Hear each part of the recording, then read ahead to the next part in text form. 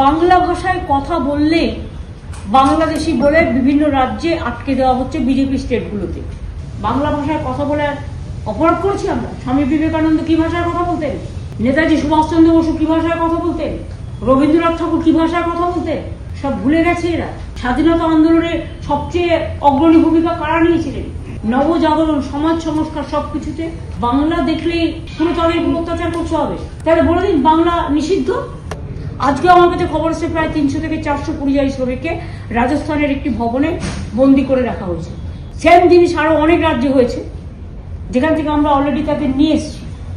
যে তাদের সবাইকে বাংলাদেশি আখ্যা দিয়ে বন্দী করে রাখা হচ্ছে, তাদের বাংলাদেশে পুশ করে দেওয়া হচ্ছে, তাদের উপর অত্যাচার হচ্ছে। আরে বাংলাদেশি ভাষা আলাদা।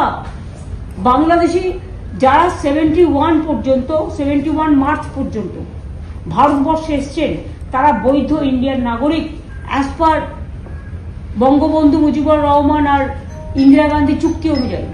কিন্তু যদি আমি বলি বিএসএফ এবং এয়ারপোর্টে ক্লিয়ারেন্স দিয়ে কতজনকে ছেড়ে রাখা হয়েছে এখানে?